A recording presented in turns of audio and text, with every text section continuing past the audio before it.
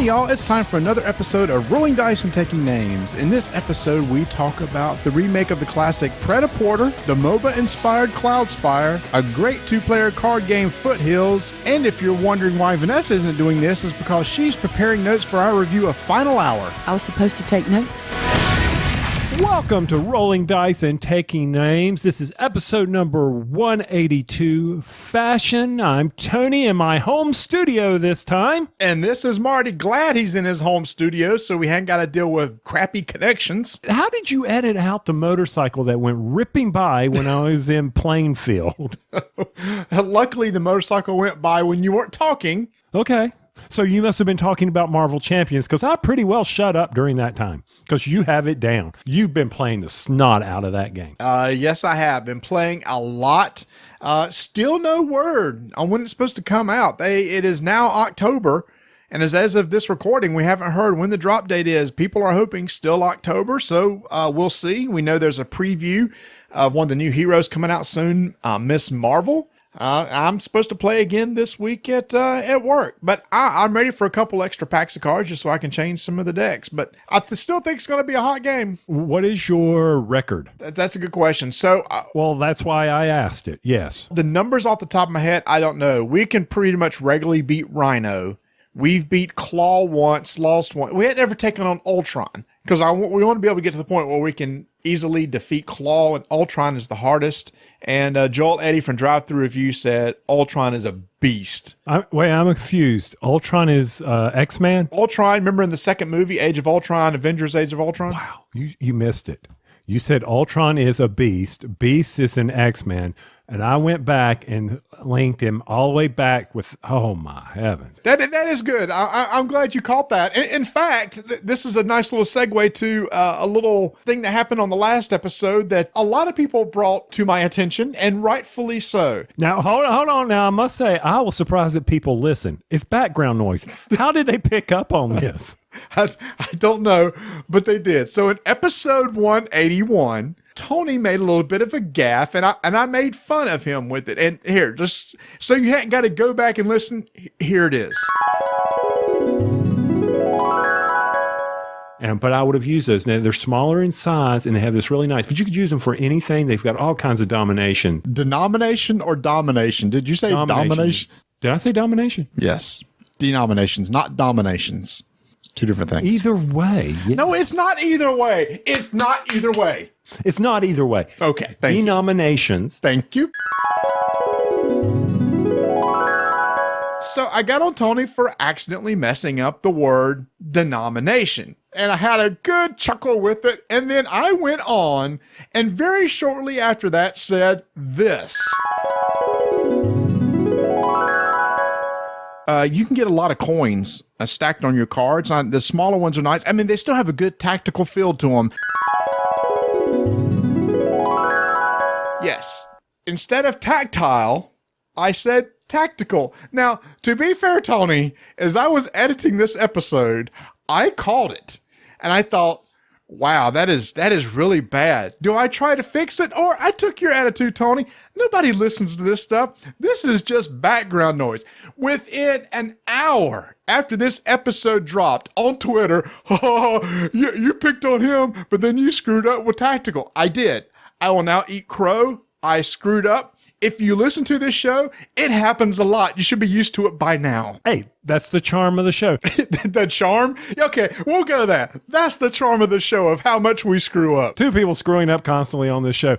But what they didn't pick up on was the fact that they didn't mention I didn't pick up on it, which goes to show I don't even listen when we're recording. Yeah, because as I'm editing, I'm like, why didn't Tony pick up on this? Because it'd been a perfect chance to get back at me. It's because, like, if his mouth's not moving, he's not listening either. This is true. Who knows? I was sitting in that hotel, and I was so concerned about that air conditioner kicking on and blowing, like the northeaster that it was. I was like, oh, this is going to be terrible. Marty's going to have to spend so much time editing this out. And then the noise from all the planes. I was like, oh, this is a fiasco. Absolute fiasco. No, got rid of the planes, but somehow left in tactical instead of tactile. Now, there's something. This is hard. This is very hard. I must say this. Do you know what time it is, Marty? I know you can look at a watch, but do you know what time of season it is? Oh, yeah. It is Halloween month, and I am so excited. The house is decorated. So this is my big month right here. Yes, but it's also time to aerate. Time to seed and aerate your lawns. That is true. And here in the South, in North Carolina, summer continues. This week that we're recording, this releases next week. So last week, time jump with me, everyone. Follow me along. So the first week in October, it's going to be 95 degrees. And we haven't seen rain in almost 3 weeks here. We are actually considered in a mini drought. Yes. And so I went out and tried to dethatch, don't thatch. If you thatch, you're putting thatch in the lawn, you're dethatching. Yeah. And I tried to do that. And I came out and I was a big dust cloud. Yep. Okay. My Troy-Bilt Flex mower was covered in the beautiful red dust that comes up from the North Carolina clay. And I'm just like, this was useless. I knew I couldn't aerate. Next week is supposed to be in the prime season of temperature to get that grass down and get it started before it gets too cold. Hopefully the temperatures will drop. But yes, so we're moving from mowing season to aeration season. But even worse than that is right after that are the stupid leaves that start falling. And then I got to deal with that junk. Which brings me to, I've started following somebody on YouTube. It's called the Silver Cymbal. As in the thing you hit with a drumstick. You know what those are. You're a musician. The silver. Oh, okay. You mean like on a drum kit? Okay. Yes. Yeah. Yes. I didn't know if it was symbol like SYMBOL. It could be either way. Look him up. I mean, it's like you and I went down the No Life Shack, who hit 1 million subscribers, by the way, just recently. Really? Yes, 1 million subscribers. But he's giving out these great lawn tips, and he has picked up a Walker lawnmower. Okay. And it's a $10,000 lawnmower. What makes it $10,000? It's that good. It cuts grass like nobody's business. I mean, it must have like every bell and whistle on it or something. It has the attachments like mine, where it's got a mini snow plow, snow blowers. It's got a rake. He said he's paid for this by going around and getting all the leaves up from his neighbor's yard. And he can do this like every Saturday. He'll go out and charge them, I don't know how much. And that's how he is paid for this $10,000 lawnmower. I wish you lived near me because I sure would pay somebody to do it. I've got the lawnmower with the bagger, but it fills up pretty quick with all the leaves. So it's like one run, empty, one run, empty, one run, empty. Well, I just wanted to bring that, and I appreciate you playing along and putting your mower title on. It's your BGG. That's guild number 1589 for Rolling Dice and Taking Names, where Marty did a recent contest. Yep. Thank you, Marty, for that interjection. I appreciate that. I just thought you wanted an acknowledgement. Yes, I did. Yes, you did. And you put in your little banner. You put your mower. I put mine in, and then I've just changed mine to time to aerate. So I'm going to hopefully keep changing that around a little bit. But you got to hit the edit button so that it changes on various things that it shows up. You got to hit the edit button so it changes on the various things like that on show our guild up. Where we have our mission statement, and Yes. if you don't go into that, save it. It won't change that banner. It's not automatic. And speaking of games that we got to play recently, which we haven't really speaking of, which we really haven't been speaking about. No, but we go haven't. ahead. But we are. But we're going to transition. So we're just going to make it. Just think we were talking about games earlier, but we weren't. Now go ahead. Diamonds. Got to play Diamonds again recently. Yeah. So much fun. Sometimes you just got to bring out those old games. Now, I won't, Stronghold brought out a second edition of that. Yes. And the cards are easier to read. And, I got the robber token, which makes a huge deal in that game so that you don't have people ganging up on one person to steal from. Mm-hmm. That's a huge deal. And they've got that token included in it along with the rules, which it's not that hard to figure out. But anyway, Diamonds. Got to play some Diamonds. I forgot how good that was. But it brought back haunting memories of when Suzanne Sheldon and destroyed us at BGG. Yeah. So it used to be kind of like it was this game. It's like we can take anybody down, and then They challenged us, and it was a pretty embarrassing beatdown. Yes, it was. And then we haven't played since. Well, I have, you haven't, but that's okay. You did get to play a game we talked about recently, City of the Big Shoulders. Unfortunately, I couldn't make it over to that game day. Did you enjoy it as much? I did. So we taught 2 new people, one of them. So you're going to elaborate on this where you wouldn't elaborate about the ecos. Okay, I'm with you. Okay. Wouldn't elaborate about the ecos. Ecos, about the contest you ran? You said, yes, you ran a con, and you wouldn't elaborate because, never mind, I'm messing with you. I love confusing them people. You should see the look on his face right now. So you enjoyed your play with City of the Big Shoulders. Yes, I taught Mark from the Scurry Report and another local friend here, Bert.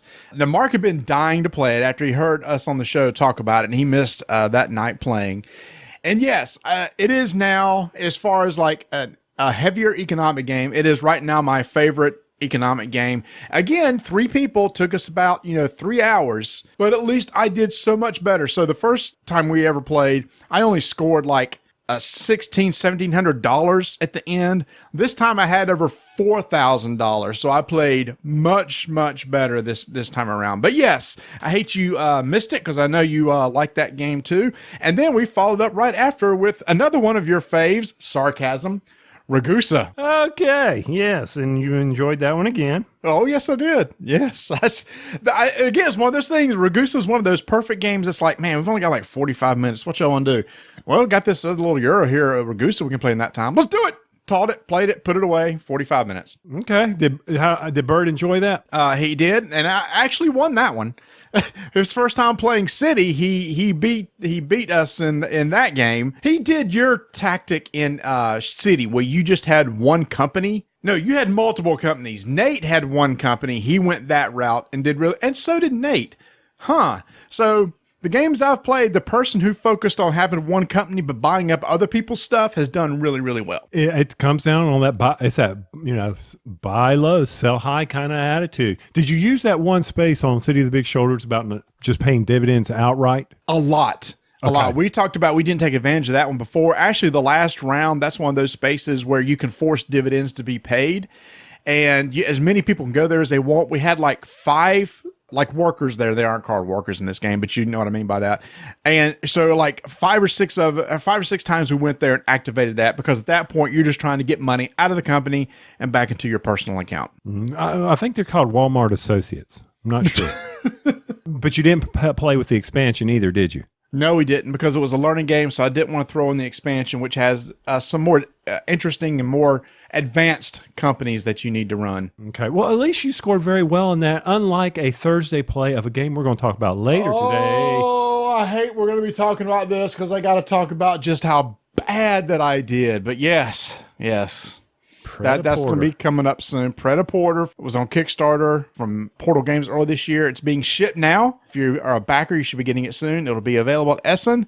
We got a copy, and just obviously I am in the right field, meaning I should not be in fashion design, but we'll come back to that in a bit. Which is the tie-in to the show, of course. Fashion by Lady Gaga. I thought you called it Vogue by Madonna. I don't remember now. I have no clue. Short-term memory, man. This is the first thing to go. Now I'm confused, because before we hit record, you said fashion, but while we were playing Pret-a-Porter, we listened to the Devil Wears Prada soundtrack, which is based on fashion. The only song I knew out of there was Vogue, and I thought, I don't even know this fashion song by Lady Gaga, so why not just call it Vogue? And you went, fine, but it's not really about fashion, but it's on the soundtrack. And now our memories are so bad that I can't even remember which one he said, and neither can he. This episode is called either Fashion or Vogue. Mm-hmm. I guess when I edit, I'll go, oh, it was that one. And when I got home after our play, Devil Wears Prada was on the TV. So I stayed up and watched Devil Wears Prada for a while. I still have never seen it. Oh, that is such a good movie. Good movie. I enjoy that movie. I don't call me what you will. That's a fun, light movie. Oh yeah, I'm sure. I've never just sat down. I've heard wonderful things about it. I just need to sit down and watch it sometime. Oh my heavens! And we are in such a drought for movies right now. We cannot find anything to go out on the theaters right now. I mean, Rambo maybe. I I've never seen Downton Abbey, and so I'm not going to go, check it out in the theater. And I don't know about you. I'm not going to go see Abominable, the kids movie. It's such a big drought right now. Oh, by the time this episode comes out, I will have seen Joker. And thanks to you, once again, taking me down the YouTube rabbit hole. I was on Wolf Den checking out some Nintendo news. And Bob Wolf, he wasn't the one. I forget who his co-host is there. His brother. Is that his brother? Really? Yeah. Can't you tell they sound alike and they kind of look alike? Yeah, they do. I didn't really pay a whole lot of attention, but he did the Joker laugh. Did you watch that one yet? Oh, where he analyzed the different Joker laughs? Yes. Yes. Yeah, I did. Who's your favorite? Of the five, and just for reference for everybody, he did Cesar Romero. Yep. He did Heath Ledger. He did Jack Nicholson. He did Jared Leto. Yes, and who's the last one? I didn't make Joaquin Phoenix. Joaquin Phoenix. And so who's your favorite? Oh, and I'll completely agree with him. Mark Hamill's will always be the best, but he wanted to do live action only. Yeah, I was going to say, as long as you threw in the caveat, not including Mark Hamill, because if you did, it would be easily Mark Hamill. Well, I haven't heard Phoenix's yet. I've just heard the snippet on the trailer, which sounded good. But, oh, geez. Well, you think about, for me, Joker's laugh, whenever someone says Joker's laugh, I will always hear, because of how much Batman I watched, I will always hear, it's not Sid, it was Cesar Romero, wasn't it? Yes, it's Cesar Romero. Yeah, I will always hear his laugh. Now, my favorite Joker will always be Heath Ledger. Yeah. But yeah, that will always be the laugh I hear in my head when if I read it on a comic or something, that's what I hear. You know what? And I'd have to go that way too, just because I heard it so much. Now, Heath was good. The worst, and I thought was funny, was he brought up Jared Leto's Joker's laugh was, he had no laugh. It was so and of course this guy made fun of it on the YouTube video. It's like, just even forget he did Joker, because that wasn't even a laugh.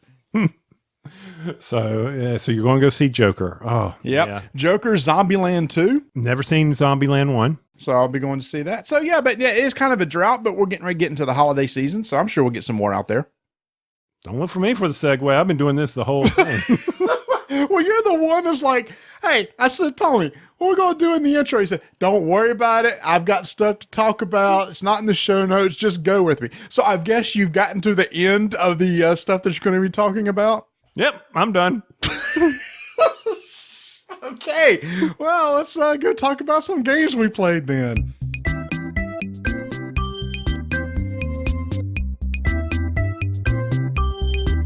Portal Games.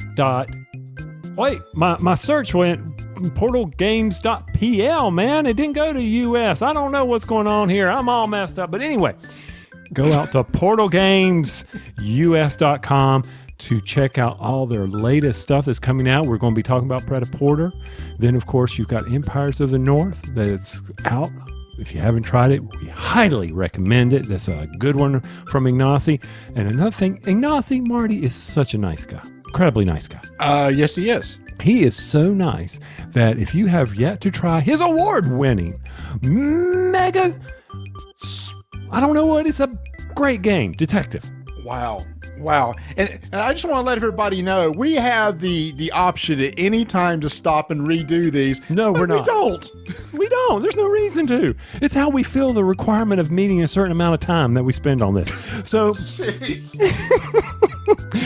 anyway, he has released for Detective Natural Causes, a standalone edition. Hey, if you don't have the game, just go out there and check it out. So it's a standalone case that you can play without the base game. Is that what you're trying to say? Well, I thought I said it, but you said it better. That works for me. Yes, you did. Go out to his website, check it out. You can go out for Natural Cause and say, I don't know if I going to like Detective. Try this out. I mean, the game has won many, many, many, many awards. It's got a squirrely, so you know it's a solid game. But if you're still on the fence, by all means, go out to portalgamesus.com and download Natural Causes. Now, can we talk about Pret-a-Porter? Yeah, we can talk about Pret-a-Porter. So Ignacy was kind enough to ship us Pret-a-Porter to get a good play in and for us to talk about. He was so kind to us. He shipped us one. Ignacio's kind a lot this episode. He was kind in the previous commercial. He was kind to us. He's kind again. He's just a kind guy. He's just a kind guy. Well, he went on vacation. He got to see his national team play volleyball. Now, I forgot to check and see how they ended up in it, but he actually went on vacation, not to go play board games, but he went and watched volleyball. He loves his volleyball. He does. He does. But what else does Poland have sports-wise? Soccer. Okay. Sorry. I don't know. I don't follow that. All the people from Poland just like click. No, I don't know. I don't know what's big in Poland. I didn't realize volleyball was big in Poland until he was telling us about it and then all the tournaments he went to. So yes, I follow him on Twitter, and you should too, and Instagram, but I saw his adventures going to watch the team. Proceed. And his wife, Mary, posts some incredible, beautiful pictures of horses. Just throwing that out there. Can I ask, what does this have to do with the game Pret-a-Porter? Well, they're beautiful people. And beautiful people have to play Pret-a-Porter because it's all about the fashion world. Okay? And that has nothing to do with anything. Pret-a-Porter is a worker placement game. Just let me go ahead and say, Tony's the one that said he wanted to kick off this segment, so y'all deal with it. Go ahead. But what my point was before you sidetracked me and squirreled me over here was Ignacy, being the kind person that he is, he sent us an already opened version so we didn't have to hurt ourselves with the cellophane. That was so generous of that man.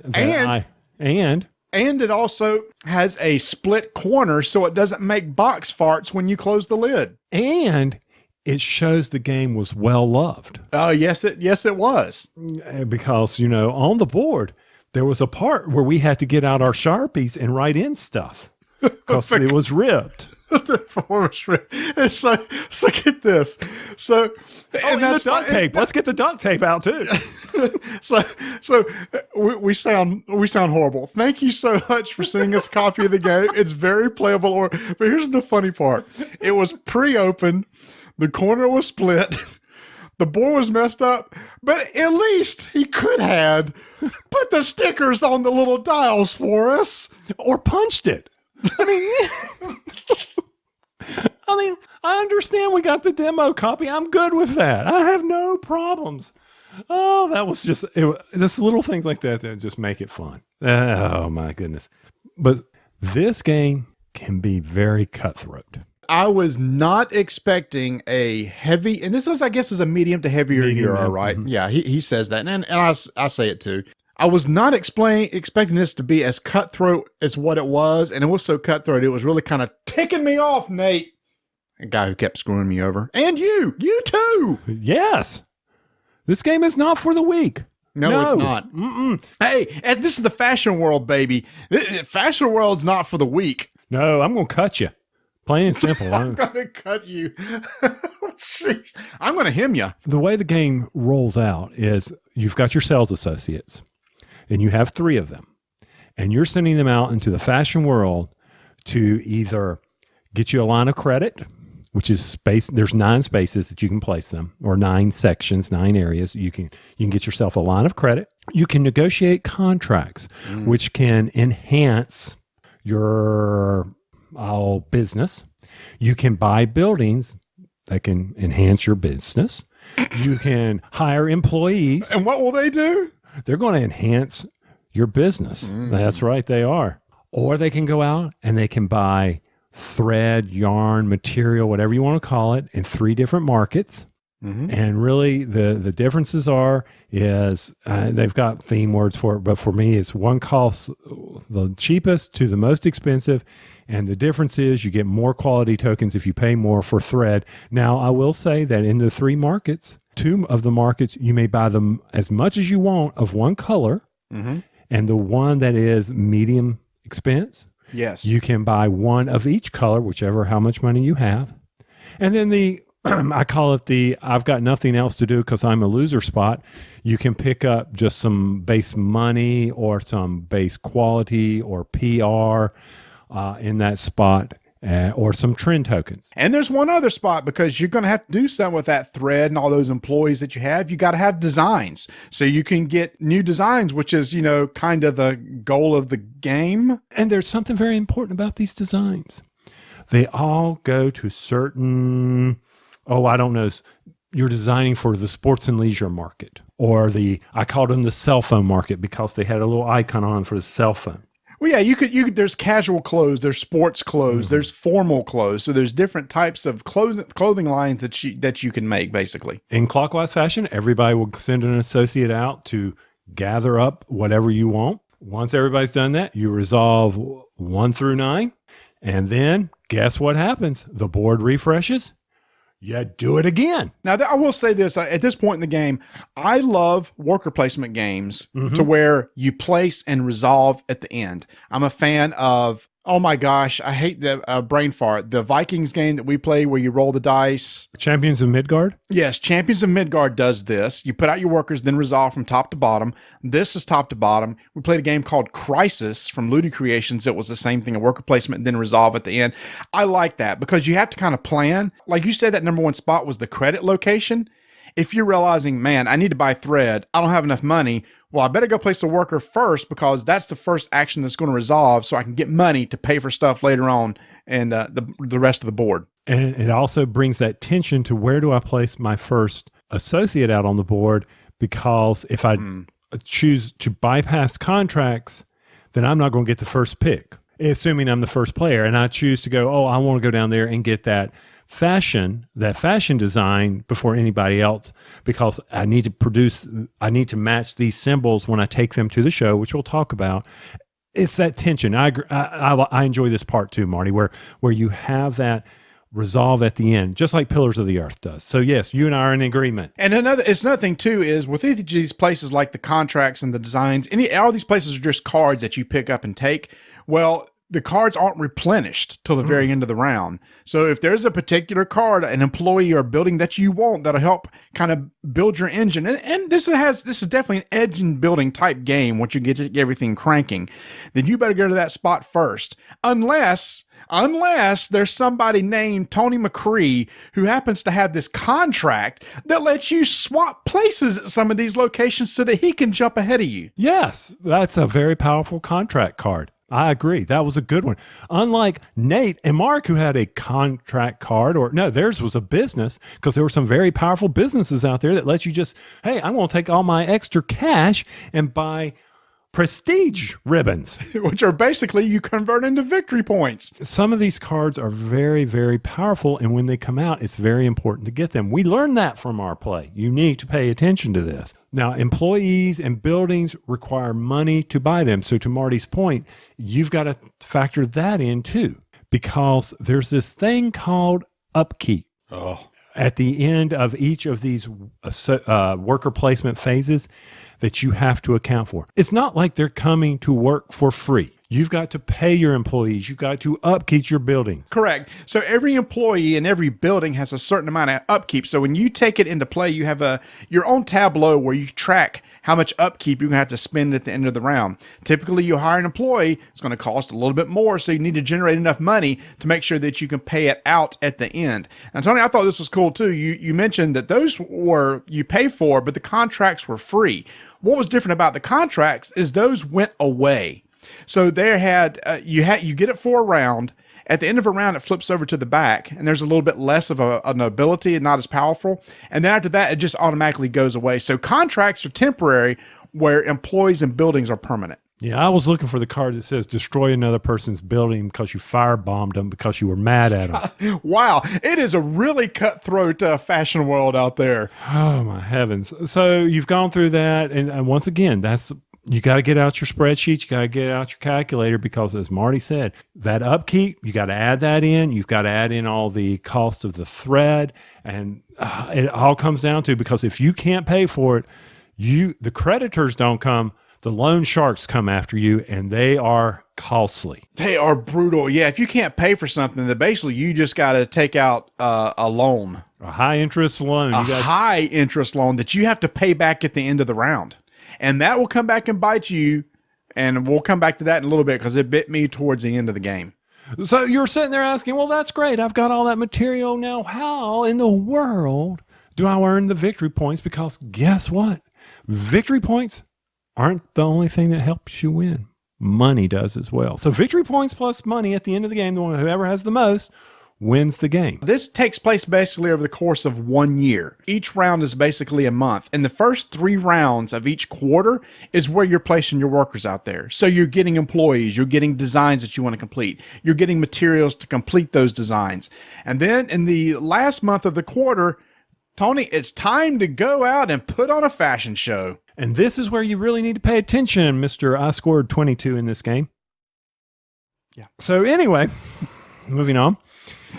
Yeah, please. For the fashion show, it will tell you who's going to score first based on either, in this category, you need to have the most PR. Those are basically tokens that you can get through various ways, through cards and stuff throughout the game. Through buildings, employees, contracts, completing certain designs. So you would think, well, did I just make the prettiest clothes? No, it's how did you collect all those tokens to get to this point? That's the engine in this game. You're trying to collect all these tokens to make sure that when you go to the fashion show, you have the most either PR, trends, the most fashions displayed, the number of cards that you push out, or the most quality. You brought the best quality to the show. You had the best fabrics. So did you set a trend? Did you keep the paparazzi happy with your PR? And then whoever comes in first or second, and there's unique scoring methods to that, they will get prestige or ribbons. And you will say, oh, I've got all these. And you put those in front of you because the next time you go into the next month, you will then convert those to victory points. Play 4 of those and you're done. Yeah, I mean, it is really that straightforward. A lot of people are were very intimidated by this game. And let me just say right off the bat, Portal gets a lot of flack for not having the best rule books. Ignacy has acknowledged that, hey, that's one place that we're really trying to work on and stuff. And so 4 of us have learned to play this game. I got a copy of the rulebook out to everybody, and all of us said, and all of us agreed, this, for a heavy game, this is one of the best rule books Portal has ever put out. It read easily. It made sense. It flowed. The times that we had to reference the rule book during the game, we easily found the answers. So kudos to the team over there at Portal for putting together a really good rule book for a heavier Euro game. Yeah, even some of the cards, we had questions and we just said, it makes sense to do it this way. Well, no, there's an almanac. They provided an almanac for us, too, that has explains all the different cards and everything. So they have all the reference sheets right there ready for you to go. So for me, the pros of this game is, as we've already stated, the putting out the workers and then resolving. I enjoyed that. I enjoyed the complexity of scoring during the shows and having to pay attention to that. My negative, of course, I've always hated feeding my people. I think they need to work for free. The upkeep, but it's necessary in this game because you have to have that risk. So it was that little crunchy math for me, Marty. I was like, I'm not digging this. It is crunchy. All of us were running mental math numbers, trying to go, well, wait a minute, this costs this and this costs this. How much am I going to generate? There's a lot of that going on. It's not really bad spreadsheety, but you do have to do some serious algebra because of that upkeep phase. Yeah, and not being that familiar with the game, I think we let people run away with it based on the disparity in our scores. So I'd be interested. I'm not going to say that these cards are, somebody just did a video on this about overpowered. I'm not saying that. I just don't know the cards well enough. You got to play a game a couple times to see those cards and how they come out. Yeah, and this isn't a full review or anything like that. This is just basically, we got this thing to the table, we're excited about it, and this is kind of what we feel about it. All of us were like, we are ready to go again. And Tony, you talked about the fashion shows, and I think this is one thing that's important too, is variability. So the ways that you score each quarter changes from game to game. You have a set of cards that you put out, and basically they're ranked in those things that you said: quality tokens, trend tokens, PR tokens, and number of designs, and they can go in any certain order. And on the first quarter, a card has 4 line items. You're going to resolve all 4. In the next quarter, 2 cards are dealt, but only the top 3 are resolved. Then in the third quarter, 3 cards are put out, but only the top 2 are resolved. And then in the last quarter, there's 4 cards out, and the top 1 of each one is resolved. So every time you play this game, different points will be allocated differently every single quarter based on how those cards come out. Now, that's the part I really like, and that's the part I screwed up on. Because this game is about going to the fashion show, completing your designs by buying the right color thread, applying it to the correct designs. When you go to the fashion show, you have to pick a like type, like this is all sports and leisure. This is all formal wear. They all have to match. If it happens to match a certain type of clothing that you specialize in, whether pants or dresses or coats, it gives you some extra tokens that you can use. So you really got to focus on this quarter, what's going to score. I've got to get those tokens, and I screwed up because it seems like I came in third every single time, and third gives nothing, which is why I scored 22 points, and the person who won scored over 400. It was 400, 300, 200 to you. And yeah, because again, it was kind of a little engine builder, and I didn't have an engine. You guys were generating ways to generate certain tokens, and you guys knew, all right, at the end of this quarter, I'm going to need this. I'm going to compete in this particular aspect and try to get as many of those prestige ribbons as I can and convert them to victory points. And I just did a horrible job of that. Nothing against the game. That's just the way that it happened. Yeah, it's kind of like me with Ragusa. Nothing against the game.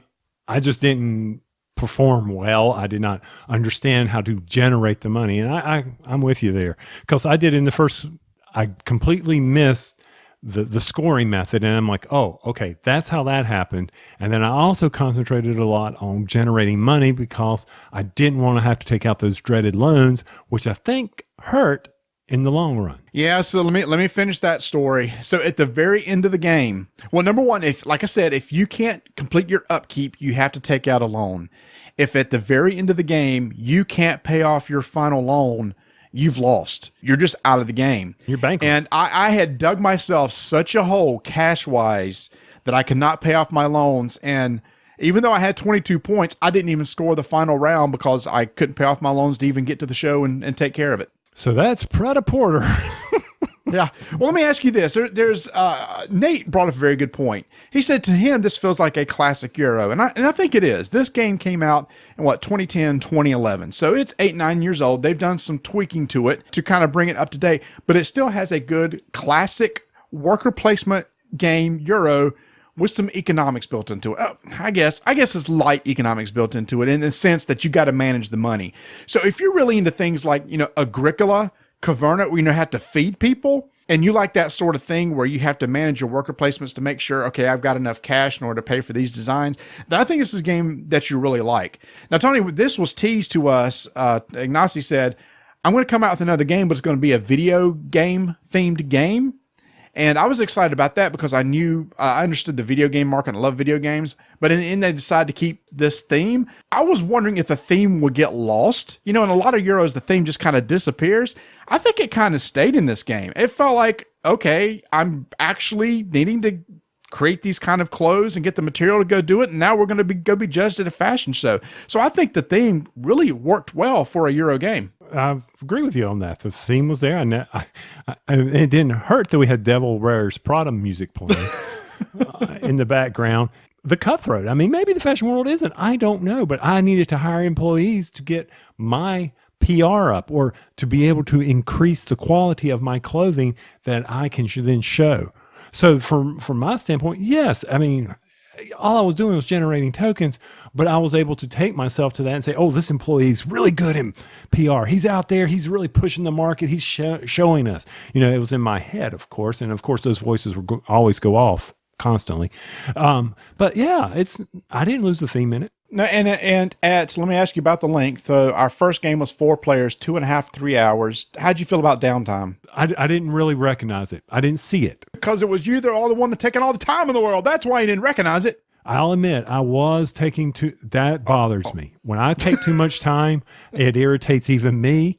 He was making himself grumpy. I was getting grumpy because I was taking too long because I was sitting there. How can I get the best engine to get the PR, the trends? What do I need to do right now with these cards that just came out that I've got to go through? Because you've got to go through 4 fashion cards, 4 employee cards, 4 contract cards, 4 building cards. You got to read all of them. Now, I admit they are repetitive in nature, but you've got to go through each of those and sit there and you got to think, okay, how do I want to produce this engine and change this engine? Well, for 3 players, there's only 3 of each card that's out there. Fine. We played with 4. If I had played with 3, I would have known that. Well, no, I'm just saying there's only 3 out there. And why that's an important thing is because there's 3 slots out there, each one of those location contracts, buildings, and employees. And you go, cool. Well, at least I'll get the one that's left over if I go last.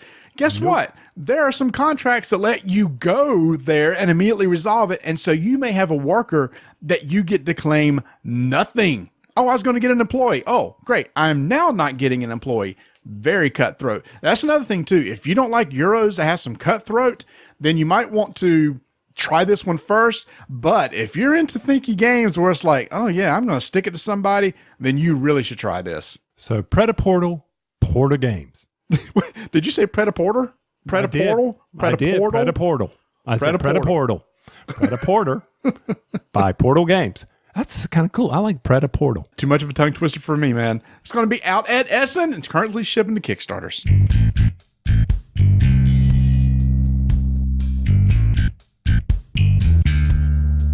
You know we love the Broken Token because we love to get our games organized so that they're easy to set up and play.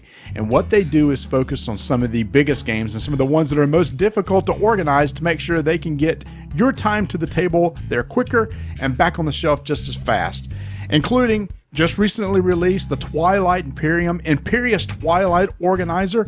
Takes all those bits of that 6 to 8 hour game, organize them easily, get them out on the table, get them put it back away. Real popular game. Wingspan, they have now an organizer for it where everything is kept in nice trays, including the cards and everything. They're coming out constantly with brand new inserts and organizers. So what you want to do is when you go over to thebrokentoken.com, make sure to subscribe to their newsletter so you can keep up to date on all their latest releases, and there'll be an occasional sale and coupons, so you want to keep an eye out for that too. Head over to thebrokentoken.com.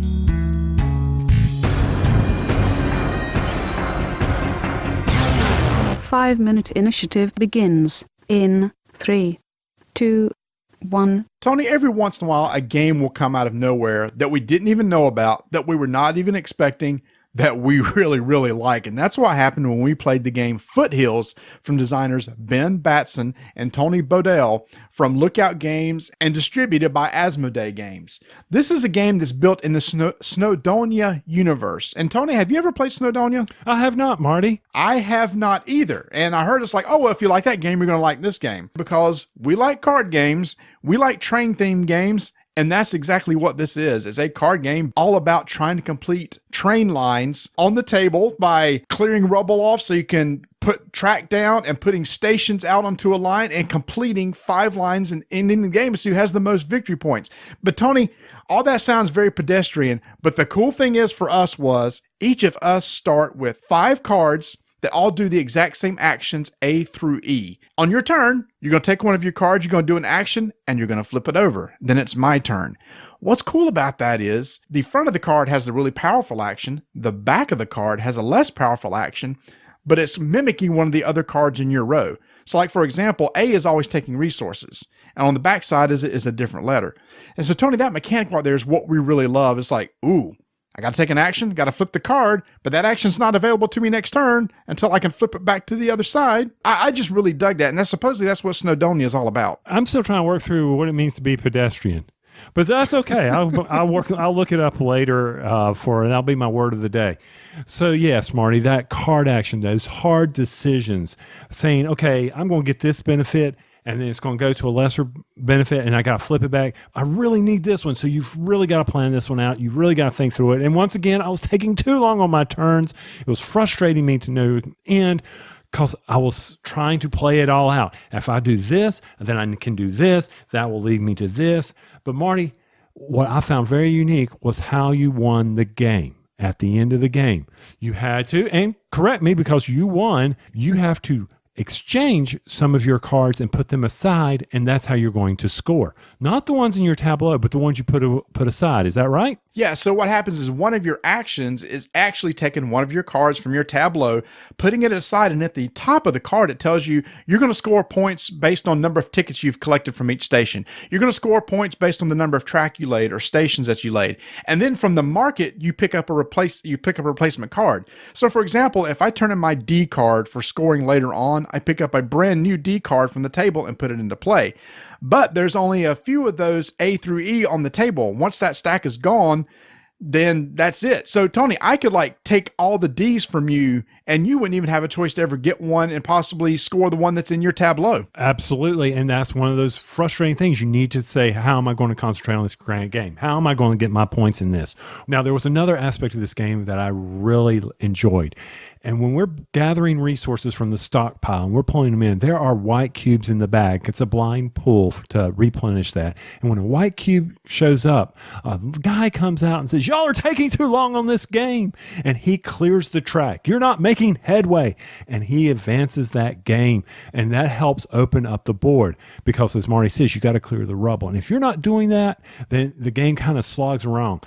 This mechanic of pulling that white and clearing it out really sped up this game. I like that mechanic. Yeah, it's called a Navi tile, and that's actually one of the ways the game will end. If there's no places for a Navi tile to go or you've ran out, that's one of the ending conditions. And the train lines are dealt randomly at the beginning of each game, and it's basically a station and a long line of cards that have a lot of track on it, and there's little rubble bits on each card. So one of your actions is clear rubble. One of your actions is build a track. One of your actions is build a station. Well, if you are able to combine both of us to get track all along the entire row, if we complete that line, once 5 lines are completed, we end the game. Or if there's no Navi tiles that can be placed, we end the game. So it has a built-in clock. Tony, this is one of those games that just totally surprised me. I had no idea how fun I thought it was going to be. And by the way, this is 2-player only, which is one thing I really like too. We finished the game in 30 minutes.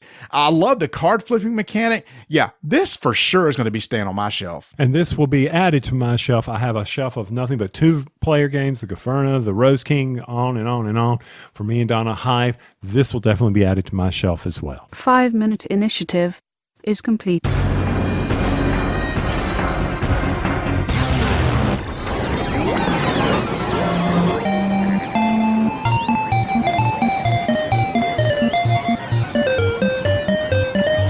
Shows ago, we started a new segment called No Quarter Required. In this segment, we are going to give no mercy to award, no clemency. We're not going to do it. What? That's what this is all about. Give no quarter. That's what it means, man. If you look up give no quarter, it means you're not going to give them any mercy. Well, in this case, it's the fact that we can play games and quarters aren't required because we're playing like board game apps on our Switch. Oh, okay. Very good. And you know, and when I was looking that up, I said, this sounds familiar. It's also on Led Zeppelin. Did you know that? Of course I knew that, because every time I type it out, no quarter required, I think of the song No Quarter, a fantastic Led Zeppelin song. We've got 2 games we want to talk about, and I'm going to let Marty, who did a fabulous video, which I still haven't played my term on, Raiders of the North Sea. Yeah, this is by Dire Wolf Digital, and I did a video on this. Basically, this is a Switch version of Raiders of the North Sea board game. But what I love about this game is the interface looks nothing like the board game. Plays just like the board game, and this is a worker placement game. It's a Viking themed game. You're trying to get a crew of Vikings together to go out north of your village and start raiding harbors and fortresses in order to gain some resources, convert those resources to victory points. Again, it's all about victory points, right?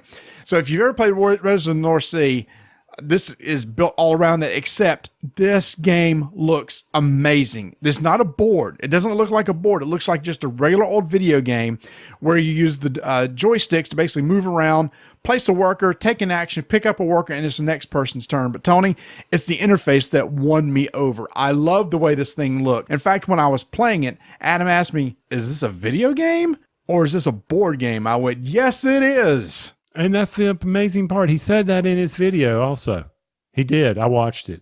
I'm one of the people who watched Marty, when I played this game, it was the tutorial reminded me of the game, the rule books. I was like, okay, this is coming back to me. You and I played it on the plane, trying to figure things out, what we're going to do, coming back from Gen Con. I'll admit, I'm still too heavily entrenched in Breath of the Wild to go down the rabbit hole in this game.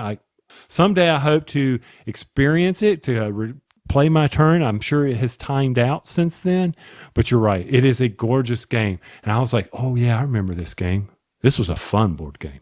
Yeah, it is. Now, I will say the tutorial is probably the place where I kind of dinged it the most, because once you get through the tutorial, you may not know exactly how all the building location works. Luckily, there is a help guide. There's a rules guide in there. We can easily go find out how each of the buildings work and how each of the cards work. That's important too, because each of the Viking cards have special abilities on it. But Tony, you mentioned about playing online, and this was very important. This supports asynchronous and synchronous play. Now, here's what I mean by that. Synchronous play is, hey, Tony, let's play Raiders. Get on right now. We'll both play together. You're sitting at your house. We're playing real time. You're playing. I'm playing. We're taking our turn. All is good. Asynchronous mode is, hey, Tony, I'm going to create a game. Go join. You can enter in the password, and then we just take turns, just like you do in Ascension, right? You'll take your turn, you'll put it down, come back later, check. Oh, it's my turn again. Asynchronous play that you can play over the course of a couple days. This supports both of those modes, plus pass and play, where you can take your turn, pass it to somebody else, and they see their tableau in front of them and can play. 3 ways to play, and including solo mode. And there's challenges, which I love. I love playing like through the challenge mode. So yeah, this right now is one of my, if not my favorite game on the Switch when it comes to board game apps. But please give me notifications when it's my turn. How hard is that? I mean, I'm on the home screen of the Switch. Why can I not see that it's my turn? I agree, and that's where it falls down from like the iOS, because, you know, with Androids or iOS applications, you can get notifications when something like that's your turn. That's not in the Switch, and that is somewhat of a pain. That's not an issue with the game itself. That's just an issue with some capabilities that they're probably still working out on the Switch. Now, the second one, I don't think Marty has gotten a chance to play yet, but I have, is of course, board gaming started when we put Pandemic on the table. Okay, it started well before that, but that was the game. Pandemic was the game that really brought Donna into board gaming with me, my wife. And so I was excited to see it for the Switch. I was like, oh, so we can sit here. Instead of on the small iOS tablet screen, I will be able to show it on the big TV because the Switch is docked in, and I will be able to play that. Now, I don't have an Xbox One. I don't have a PlayStation 4 or anything like that. I don't even know if Asmodee Digital is offering Pandemic for those interfaces. I do have it on the iOS. I was happy to get it for the Switch so that she and I could play. And Marty, other than the movie intro that you can bypass, thank goodness, it plays exactly like the game, except it infects the world differently than the game. You start with 3 in the game, and it starts with 1. No big deal. Who cares? But it plays exactly like the original board game. If you enjoy Pandemic and you're looking for that electronic version, you may want to give it a try, but it's a costly little sucker, isn't it? I think most of them are. Most of them are like $19.99 or that ballpark. Yeah. But I do ask a question about Pandemic because I have not had a chance to play. Is the interface look just like a game board, or does it look how they've modified it? It looks like something else, like on the Raiders. It's the game board, very bright, very easy driven, navigate. However, moving with the Joy-Con across the map, there was some frustration. Why? Because I'd be trying to go to the city and it was oversensitive at times, and it would say, oh, you want to go here? No, I don't want to go here. I want to go back one. Scoot back one. So could you use the D-pad, though? That might be easier to do. Well, I bought the Pro, and no. You can't use the D-pad? You have to use the stick? Maybe I don't remember. Well, I'm just thinking of something like that. The D-pad may be better because you don't have to overshoot. You can just, down, left, right, using the regular D-pad. So I would suggest trying the D-pad and see how it works. Yeah, I'll have to do that. I did it. And this is my own stupidity. I was the dispatcher, so on the dispatcher, I'm able to move someone wherever I want. Or, one of the abilities is you can do charter flight or direct flight. As the dispatcher said, oh, you want to jump where Donna is? She was the medic. And then use 3 more actions to move down to the city. I'm like, no, I have that city. I want to use that card. And lightly on the screen, there was a direct path shown that I didn't pick up on. And then I saw it and I said, okay, well, how do I get to it? And I didn't realize it was one of the Z buttons. It was either L or ZL. I don't remember. It was like you could swap the alternative. So that wasn't as intuitive, and that's on my fault. I know the touchscreen would be a lot better. I mean, we won. We played up to 4 epidemics. The interface, it was fast. It was quick. I like that about it. But I will say this, for that game where it is all about the anxiety of pulling, is this card going to be an epidemic? Mm-hmm. It wasn't there because I didn't see a stack of cards. Oh, so it just kind of drew it and showed it to you? Yeah, so you don't see the cards, and they did this funky animation about showing. But for me, that's what makes the board game so good. Is you're sitting there as you're drawing those cards, and you know you're not seeing it. It's just not as tense. Does it have online play? You know, I don't remember seeing that. I'm sure it does. I didn't pay attention to it because I was playing it mostly solo mode. Oh, it does not have pass and play. But it's a co-op game, so, I mean... It doesn't go between the 2 players, and I pass it to Dawn, and she does it. You have to have additional Joy-Cons. That's common with a lot of games, though. Well, it sucks. I don't like it.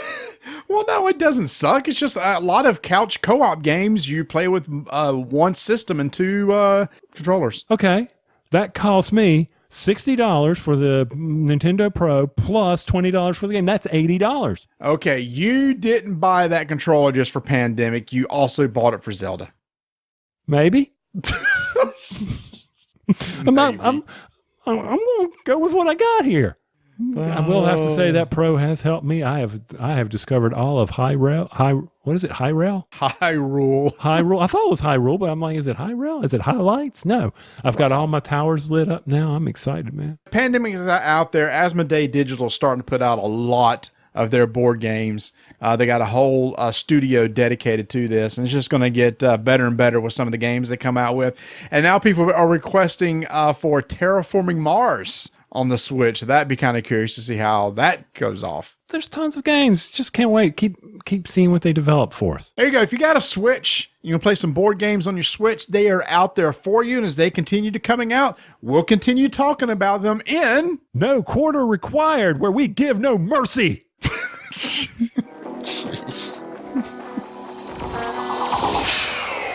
Tony, last year you taught me a game that I just totally loved from Chip Theory Games called Too Many Bones.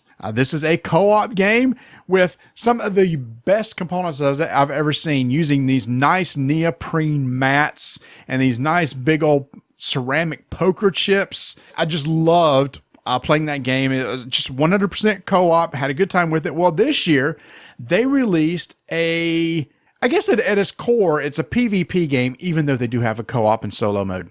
A game called Cloudspire. Now, this game is inspired by MOBA games, which are multiplayer online battle arenas, much like League of Legends, Dota 2, etc. Now, Tony, you said you had no clue what that was, right? Yeah, a guy comes down, we're playing at the game store, sits down, and Marty starts spouting out a bunch of acronyms. Oh, it's like a MOBA Dota. I'm like, a what? It's a MOBA Dota. It's a MOBA Dota. Okay, sure. Whatever he said. I don't know. Well, Dota is the MOBA. Dota is the original MOBA that came from Warcraft 3. And then there's Dota 2 and LOL. Laugh Out Loud? No, League of Legends. Okay, which is based on Mechs and Minions. Mechs and Minions is based on that. Yes, correct. If you've never played a MOBA, here's how this game works. Tony, you're sitting on one side of the board of this nice setup of these neoprene mats. They're like these nice tiles that you put together, have this nice board. Each of you have a very unique faction. You have your faction home where it's a fortress. You're going to be deploying minions from that fortress, just like you do in a video game, MOBA video game. They're going to just automatically start marching across the board towards the enemy's fortress, attacking anything they come across, with the goal of getting to the other side and taking down the fortress wall. That is the whole concept of the game, and that's what Chip Theory Games has captured, I think, very well with Cloudspire. Yep. You got to defend yourself. You got to build up your towers so that as they come marching, they get decimated, because if you don't, you're in for a lot of trouble. Now, you're given so much, and what was the term to draft people? I'm sorry, Marty, I'm letting you down here. Where it's not influence, where you have 2 chips in your neoprene map that slide. They indicate how much that you can source that you can purchase. Yep. And then the other side was the health of your fortress. The health of your fortress. So you're given so much source per round, because this thing only goes for 4 rounds. Each round is played over a certain amount of phases. Right off the bat, I like this too. There's an event deck which a card flips over and it affects the whole board. So you never know each round. Stupid. That's stupid event. Yeah, we drew a really bad one that destroyed all our spires. We'll talk about in a second. Then is the income phase, where you're basically going to gain source. And this is fixed between each round. In wave 1, you're going to get 5 source, then 7, then 9, and last round you're going to get 11. Everything on the board is represented by these really nice poker chips that have details about the minion on them, including life, range, any special abilities, etc. Oh, another thing that source can be used for that I did not do well based on the faction I was playing is that you can draft henchmen or mercenaries. Yeah, from the market phase, you can go out there. Each one of you has the chance to either get like a merc to come in and help you out, or you can get a land tile, which we found was important, where you could put over the top of an existing tile and change the terrain. And that's important because when you create the map, part of the rules are as you lay the map out, you each take turns flipping over a piece of map and rotating it and making it how you want. It must have a contiguous path from your fortress to their fortress, and that's the place they're going to march down. But there's other terrain hex tiles on the mats. Some of the minions can go over different types of terrain. So what you could do is you could actually change the path by buying these map tiles during this phase and putting them on the board and change the path that they would normally take. For example, Marty goes out and claims a spire in the middle of the board that basically just is sitting there in the middle, pinging people. Bing, bing, bing, bing, bing, bing. I could change it where I can reroute the path so it completely avoids that. And as long as I can get to his base, it's okay. I can take another path. It dawned on me after we finished this game. I'm like, well, that's ingenious. Why didn't you think of that? Well, real simple. Also out there on where you put the spires, there are landmarks. And these can be investigated by your minions or your heroes. And they are either baddies, or they may be portals that you can go shoot you across the map. They can give you health, or they can be bombs that blow stuff up. Yeah, that was fun. And these landmarks are sitting on top of source wells. And the goal is if you can clear that, then you can actually put a spire there. And after the market phase, you move into the build phase, and that's where we can actually build these spires or these towers or turrets, basically, that are set up on the board that will automatically fire against any enemy that comes nearby. So you're going to take source that you've accumulated, and you can construct spires and have different abilities. You can put upgrades on them that increases their range, makes them tougher to beat, and also increases their damage. Like I said, they just sit there and automatically attack until they are destroyed. And that's what I was eating up Tony with. And then in the next phase, the prep phase, each round you're giving them a certain amount of command points, or CP, starting with 5 and then working your way up to 11. And Tony, this is where you spend that CP on your little poker chip minions and get them on the board and ready to march. Mine didn't march very far. They were picked off by your towers. It was frustrating. Oh my gosh. Oh, but you can also, one thing that's very important, Marty, I mean, playing the game is fairly, like you're saying, it's straightforward. You go out, you can upgrade. I mean, you can buy mercs, you can buy land tiles. You'll be drafting your units. They march across the board and try to do damage to the other person. But this is where the game really requires you to think through it. And that is upgrading your units. And oh my gosh, there's terms. Holy cow. During your phase, you can also take the opportunity to upgrade a certain ability of your base, or that gives you the ability to change how you draft people. Certain minions can't come out unless you have them draft. There's just all these functions and capabilities in this sheet that's, I don't know, 8 by 5. That's yours, maybe it's bigger than that has all these things that you need to pay attention to. Oh, and by the way, each race has a special ability that you need to pay attention to.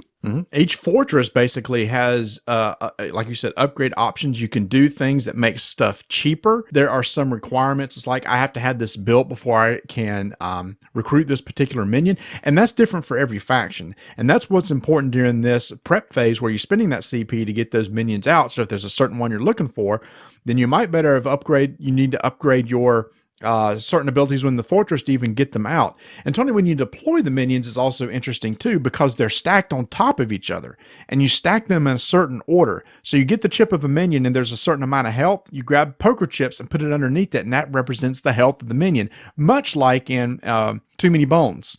Works the same way, but you stack them together. And your hero is somebody that you can control and move anywhere. Now that's cool. The minions have a guided path. They will take the shortest path to the enemy base. The heroes can move anywhere, and they're deployed at the top or at the bottom. And once you have all that ready to go, you move to the onslaught phase, where these things just basically automatically start moving. Start at the top of the stack, you move their movement. Next, a minion underneath the stack moves their movement, etc. And then it goes back and forth. You'll move, I'll move, you'll move, I'll move. Along the way, we'll attack each other, get attacked by spires, and we keep going until there's no minions left on the board. For you, till you got it to my base. And that's the thing is this phase right here is probably the most fun phase, because now you're moving back and forth. And like I said, a lot of it's automatic, which I enjoy. I love the fact that some of this stuff's just automatic. That spire is just automatically going to attack that one. Now, with your minions, you can decide who they attack if they're in the same distance. With your heroes, you can get in position and do some special attacks and stuff, but a lot of it's just kind of automated. Simple mechanics to play in this game. And so, Marty, this is a MOBA RTS. This is how I was thinking about it. I've got to do, just like StarCraft, I've got to upgrade these buildings in order to get to that next phase.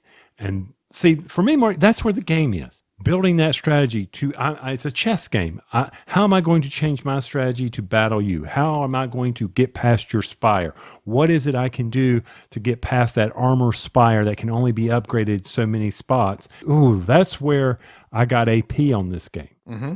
Like I said, there is a lot going on here. So if you get a chance to get Cloudspire on the table, now it's going to take you a while. And Marty did the smart thing. He gave me a faction to read. I didn't do a good job reading, but he gave me a faction to concentrate on, so it helps speed up the game. I think that's very important. And I will say Chip Theories does have a tutorial out there. Yep. And it's a really good tutorial. Like I said, the basic rules we kind of went over. It's exactly what we said. You're going to spend source to build spires. You're going to build minions. They're going to walk across the board. They're going to attack each other. The main thing is how the factions work. And I do recommend that if you play this game and you got some friends who are going to play, if you can get them a copy of the faction sheet first, let them go ahead and be looking over it and understand, okay, if I want this particular minion, then I need to upgrade this certain thing in my fortress in order to get that minion, etc. Once you know your faction, then the game will move a lot quicker. And by the way the game ends is if one of you takes down the other person's fortress gate and it has 0 health on it, the game automatically ends, or at the end of the 4th round, whichever gate has the least amount of health will be the loser. So the winning conditions, super simple. It's just the whole strategy behind it of what am I going to deploy? Well, I'm going to upgrade and then send them on our way. Dice. Oh, I'm sorry. Yes. Well, I kind of jumped. There are dice used in the game. Yep. Go ahead. And that was what just making my... That made you a little bit grumpy because dice are used when the spires attack, but not the minions. Right. I understand that, hey, they're not smart. They're autonomous. They're just firing. Can they aim very well? I understand the theme of that, but it was, I don't know. Some of those roles, it was one of those games where I'll admit, this was a perfect storm of bad play on my part. Kind of like you with when we talked about Pret-a-Porter. I did not play this well. Rolling dice, and I was not taking any names. I was not playing out strategy very well. I wasn't upgrading very well. I wasn't utilizing. Then this stupid landmark blew up my hero. Oh, so frustrating. And I was just like, oh, this game. And being neoprene maps, it's frustrating. A good game, though. Enjoyed it. I enjoyed it a lot. That's kind of different. The minions, you just look at your attack number compared against the defense, and they just automatically deal damage. And when you deal damage, you just move one of the red poker chips that represent health, and once they're all gone, the minion's gone. Well, but when you do the attack with the spires, the attack number is basically the number of dice you roll, which will determine if you miss or hit, etc. So the way attacks are resolved between the spires and minions are different. Now, I will say this does also have co-op and solo options and a campaign mode. So there's a lot in this game. This is a big box, heavy box. And there's a lot going on to it. You can just strictly do PvP or try to work together against certain scenarios, or you can just play by yourself, which I heard is a fun way to play it too. So give it a try. Hopefully you'll have a good teacher. I did. And you'll be able to go out there and not waste too much time, but You've got to know those factions. It's very important because if you don't, then you're missing a ton of the strategy in this game. So that is Cloudspire by Chip Theory Games. Yeah, it's staying on my shelf. Fun game.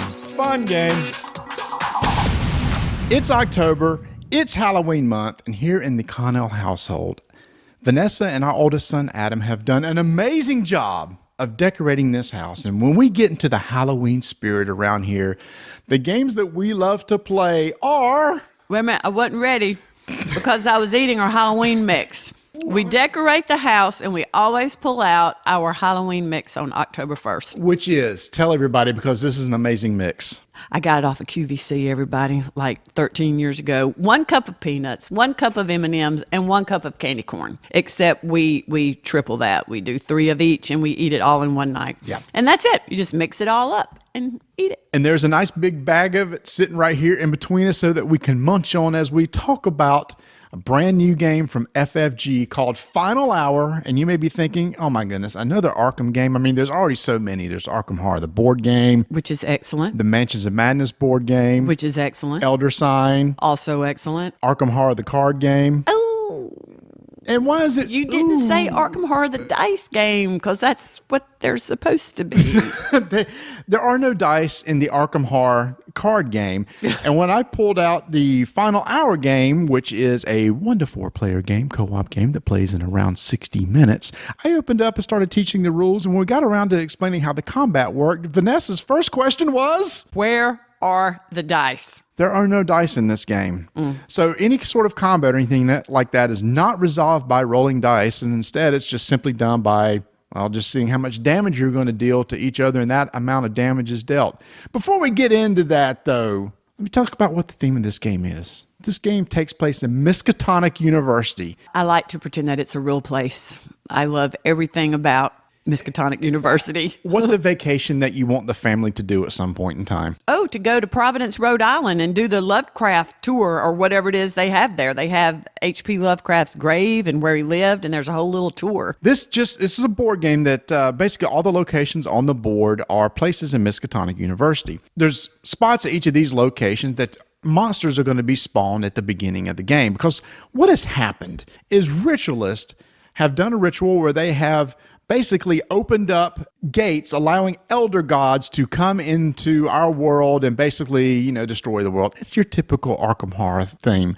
We as investigators, each one of you plays as one of 6 of the more famous investigators that are in Arkham Horror, are trying to determine what were the symbols used to cast that ritual and how to undo it. So over the course of the game, you go around investigating locations, and by process of elimination, you can determine what symbols were used to start the ritual. And once you all decide as a group what they are, you can say, this is what it is, and if you're correct, you win the game, or otherwise you're just going to be devoured. Which is what I kept waiting on when we played it the first time. Now, we've played it 2 times, and the first time we played it, I kept saying, where are the monsters? Why aren't we, feeling threatened? It just seemed very easy. You just okay, I'm going to do away with the monster here, and there were no monsters coming out to get us, and the game ended, and we were like, well, what was that about? But then we found out something. Marty taught the rules wrong.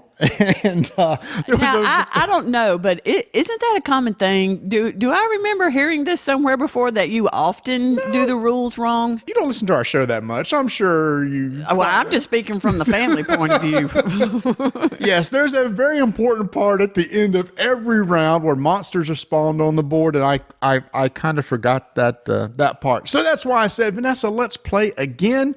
You and I sat down and played a 2-player game of this. We did. We played it that first time, and I thought, well, it felt familiar a little bit. It was okay. Much like you go on a first blind date, and it was okay, but you just don't hit it off. And then you go out on a second date just because, and then you find out maybe you have more in common than you thought you had. The conversation got really good, and after that second date, you're like, wow, I really like this person. That's the way it was. The second time we played are never it, playing Final Hour again. Why? was good. It's a date. I like this. I like this person. Well, really, because that one rule that you left out made a big difference. Yep. So when you play it correctly, it feels like a compact Arkham horror game, even without the dice. Yes. And there is strategy to it. You need to look across the board. You need to see some of the monster cards can attack you. And that first time we played it, there were Hardly no any attacks. monsters, yeah. Well, you know what? Maybe it was really good because the second time you were devoured and the game ended. Like you died. But it was it's over. But it was tense. We'll explain how the game works in a minute. But if I had lived, we would have won the game. And you said that's how Arkham Horror should be, where you think you're going to win and at the last second you die. I love how it comes down to where you have 1 or 2 turns left, and the investigators have almost got it, and then suddenly something from the deep just comes up and devours you and takes you away, and it's over. I absolutely love that. And we got that big Arkham feel from a small, compact game. And I say that because the game itself is smaller. The board is smaller, doesn't take much room, aren't as many pieces. One thing about the pieces, though, we do like the gory hearts that are in the Arkham games. Your heart for your life counts are cute little hearts. It's almost like little Zelda hearts, like in the Zelda game. It's just like little regular, like Valentine's hearts. Yeah. I could have used some more blood and guts, but it's okay. Wow. See, she loves art. It is October around here. Setting up this game is really straightforward. You pick one of the elder gods you're going to go against. It tells you how to spawn and set up the locations. There are 5 symbols in the game, ritual symbols, and there's 2 of each. They're all put face down. You randomly take 2 that you're going to pull out, and that's 2 that you got to discover. The others are put on the board at each of the locations, and there's also gates out there to where monsters can spawn. So your goal is during the game is to go around, try to clean up the monsters, but then investigate those tokens, and by process of elimination, determine what are the 2 symbols that you're looking for. Mm-hmm. And the way the actions are taken in this game is basically the meat of this game. Each of you plays an investigator. All the investigators are just a little bit different. You have a deck of cards. You have priority cards where each of you are going to have 4 priority cards numbered from 1 to 30. On your turn, you're going to draw a card. You're going to look at it, decide what kind of priority do I want to assign to this, a low priority or a high priority, or a low number or high number, because that'll make more sense in a second. You put that face down and you put the priority card face up so the next person can see, oh, okay, I see that Marty played that. He played a really low number. Low numbers go first, so maybe he really wants to make sure to activate his card first. And then she'll play a card, and we keep going around the table till 4 action cards are played. Now, here's the cool part. The 2 lowest numbers will activate in order. They activate the top part of the investigator's action card, which is typically something good. Move, attack monsters, repair areas. The 2 higher numbers will activate the bottom half of the card, which is typically move and investigate, which is flipping over tokens. But Vanessa, that's when the monsters activate and could possibly do damage to you, spawn more monsters, move around the board, because their goal is to move to the one location where the ritual started. And if they fill up that location, the game is over. So there is a bit of that tense and the monsters coming out. And then we also had the gate tokens that were also used to keep track of the rounds. That's what we left out the first time. So each one of those we put out on a gate, and we had to spawn monsters. Yeah. So there's 3 gates out there, and there's a stack of 8, and that is also the clock for you. Each at the end of each one, you're going to flip over whatever symbol it is. You put it on that gate location, spawn that number of monsters, how many ever tokens are already there. Once you work through those 8 gates, the game is over. So there's 3 ways you can lose. Go 8 rounds without determining what the symbols are. Have that ritual location fill up with monsters when no more monsters can go there. And lastly is one of you die. And there's only one way to win. And that's for you to determine what those 2 symbols are. Now, Vanessa, the way that you determine the symbols is once you know what the symbols are, then you've got to have the right cards to play. Yes. And that was kind of tricky too, because on the bottom of each of those priority cards is one of those 5 symbols. And at the end of the game, each of you can take 3 of those cards from your hand and put it on the table. The number of symbols that match on the cards played must equal the number of players times 2. So if there was 2 of us playing, then 4 of the cards must match those 2 symbols in order to win. And Vanessa, that's where it got tricky, because towards the end of the game, we would go, okay, we need to make sure that we hold these priority cards with these symbols in our hand, but they may be numbers that we want to play, forcing us to play these other cards that may make us take actions we don't want to do. It's Arkham. It's Arkham. It's all about that Miskatonic University. That's the way it goes. So one of the things I really like about the Arkham games is all the flavor text and the story and the theatrics and then rolling the dice and the luck of the dice or the unluck of the dice. And there's not a lot of that in this game. So those people that don't like that really ought to give it a try. It's probably a little bit more of a Euro because it seems like there's less randomness in the game. It's a little more deterministic about what's going to happen. Like I said, when you attack monsters, basically one of your actions may say deal X amount of damage at your location. And each of the monsters has a certain amount of health. You deal that amount of damage and knock them out. Likewise, when they deal, some of them may deal damage to you. You just take 1 damage. So, and in other games, you're rolling dice. Did you pass tests? There's skills tests and all of that. And like you said, there's flavor text all over the place. There is. And you love that part. Yes. I think there's maybe like a 1-sentence flavor text on each card.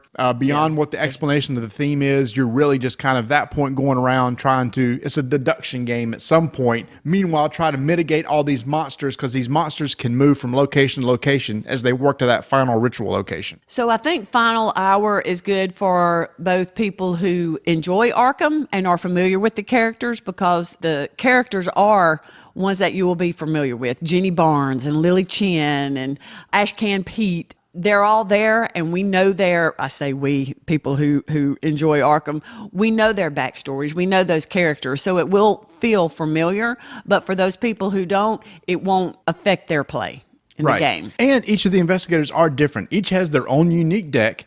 So each has some special abilities. We determined that Lily Chen was really good about moving around. No, she was good at fighting. Oh, she was good at fighting, yeah. And what's the other lady's name?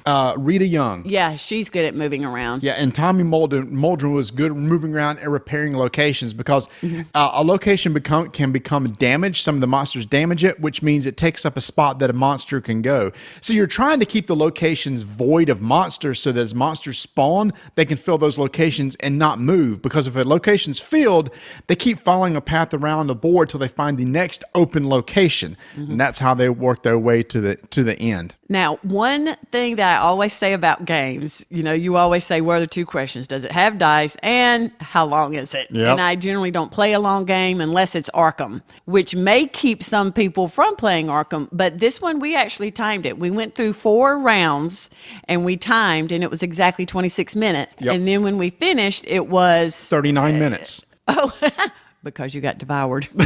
Yeah, but we were on the 7th or 8th round. So even if I hadn't got devoured, it'd have been like 5 more minutes and the game would have been over. Yeah. You can easily, once this game's set up and you know how to play, 2-player, we can play in 45 minutes easily. And that's if you win. As with most Arkham games, it may be a lot shorter just depending on how things go for you. I'm going to say it again.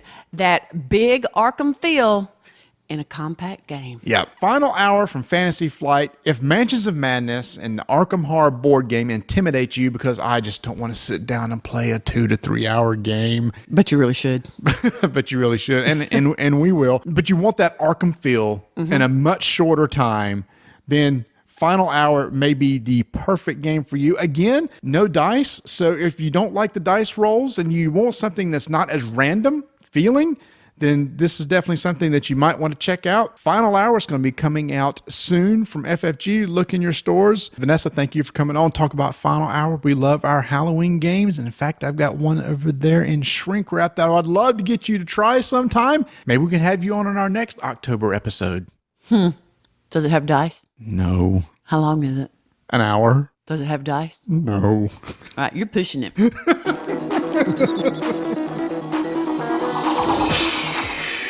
Well, Marty, it's time to bring another riveting, rolling dice and taking names show to an end. Was it riveting? Oh, it was something.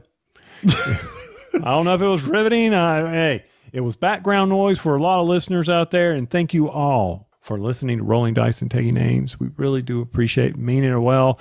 Those of you in our pod pledge, we thank you for your support. Hopefully you received your tokens, trinkets, your bonuses, all that good stuff. If you haven't received them, and by the end of this week, this week recording, not when you listen, so jump back in time. And if you haven't received it, just shoot me an email and we'll check into it, see what happened with that. So I hope everybody enjoyed it. Those of you that sponsored the squishy toy, hope your dog didn't eat them. Jerry Reese, can you believe that? He let his dog get a hold of our squishy toy. Well, it really didn't have a lot of value. I'm glad somebody enjoyed it. Yes. I do want to send out a quick get well to TR Knight.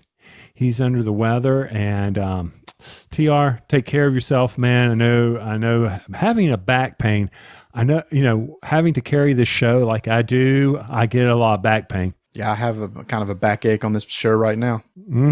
So we both carry. We understand the back pain from carrying each other on this show. I know how that is. That's true. Years ago, when we first started this show, we started covering the very first Tiny Epic games. And guess what? Gameling Games is not done, as they're coming out the Kickstarter of a brand new game called Tiny Epic Dinosaurs. Tony, I think the goal is, if I understand, is they're going to release 26 games where they're going to cover each letter of the alphabet. So this is the letter D, Tiny Epic Dinosaurs. All right, so we got Galaxy, Western, Defenders.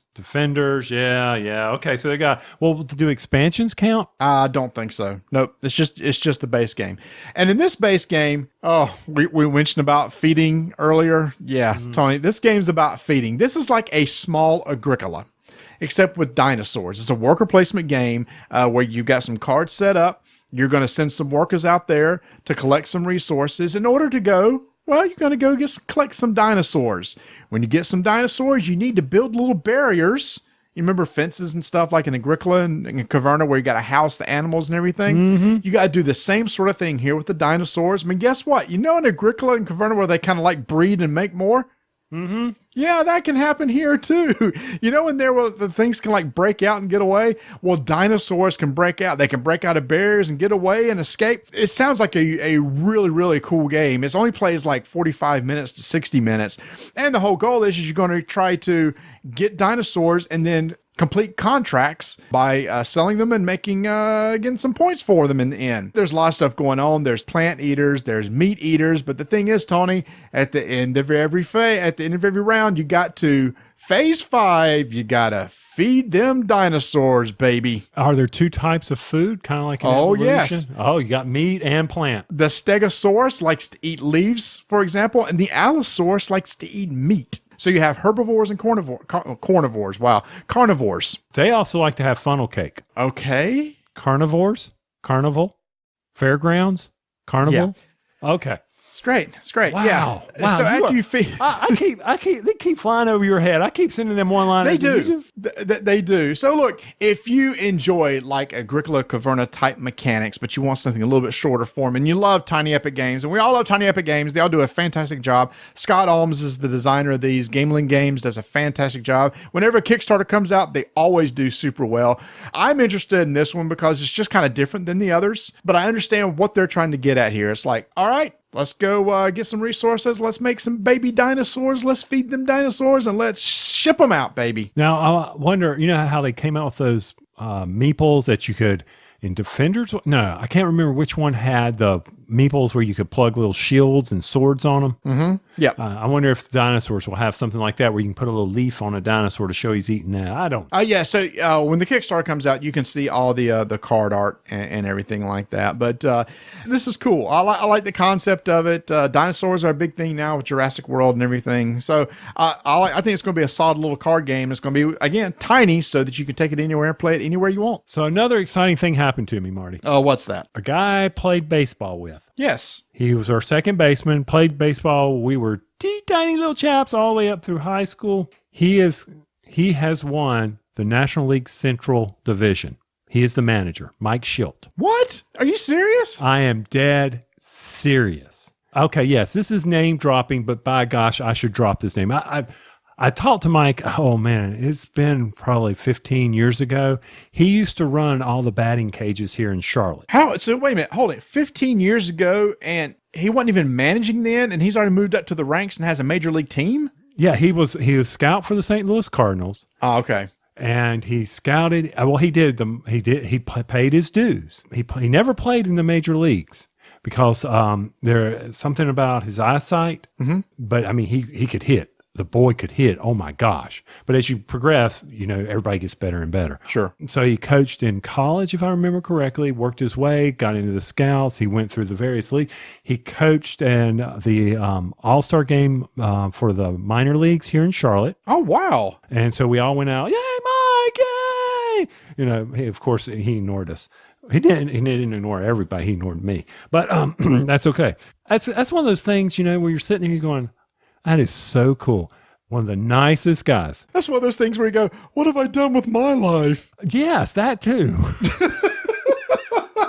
So it's like, wait a minute, this guy that I used to play baseball with is now running a major league team, and I'm doing a podcast on board games. Yeah.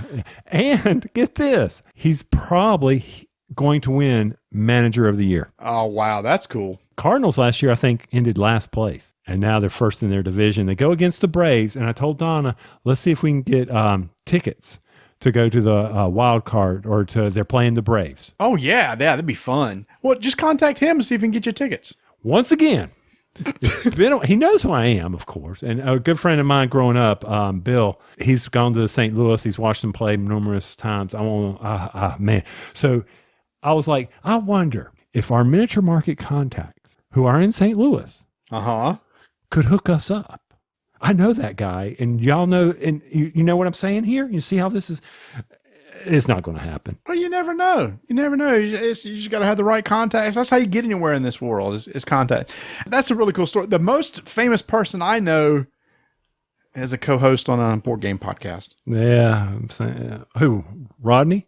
You. Oh, okay. Well, you know Rodney. Yeah, that's true. Oh, I got something else to pick at him about. Oh, you do? We're going to say that next year for Gen Con? We can do that. It's just going to be about a chainsaw. Okay. Are you referring to a video vlog that he did where he had some trees fall, and instead of Rodney Smith getting his hands dirty and using a chainsaw and cleaning up the wood himself, he stood back and did a vlog and let other people do the work for him? Is that what you're talking about? That's what I'm talking about. I saw that too. And it was like, man, we got such great people coming over and help us clean up this log and stuff. That's amazing. Hold on. Let me set up my camera so I can make media content while you guys do all the work. I'm hoping that he used the chainsaw. Using a chainsaw is one of those, you know how Tim the Toolman Taylor back in our day? Yeah. I love a chainsaw. I love working, cutting up a tree with a chainsaw. I know it's dangerous as all get out, but it's one of those things when I crank up that chainsaw, man, I'm like, oh, this is just keep bringing me the wood. Let me cut those logs, man. It's a lot of power. I thought that was funny too. I thought, oh, cool. Rodney's going to show us, get some footage of him out there working the chainsaw. No, because I was going to get on about safety, his hands, his money makers, all that good stuff. But no, okay. So, either way, you got to keep rolling dice. And taking names. Thanks again for listening to the show. If you'd like to go follow us on Twitter at Dyson Names, Instagram Dyson Names. We're going to have our big end of the year contest coming up soon, so you want to make sure to follow us on Facebook. Join our BGG Guild 1589, and if you want to support the show, you can do so at podpledge.com. Let me make sure I got this right. In Cloudspire, you have tactile chips for making tactical moves. Did I use it correctly that time? Yes, you did.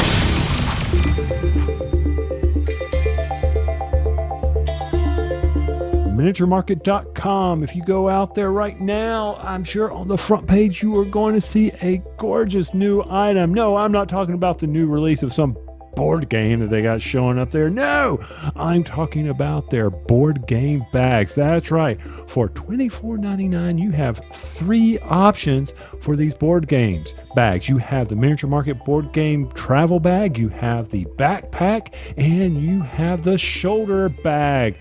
If you haven't gotten your pre-order in for Marvel Champions, be sure to get that in. Who knows when that's going to be out there? Also, while you're out there, if you want to listen to us again talk about it, there is a link out there. So be sure to visit miniaturemarket.com.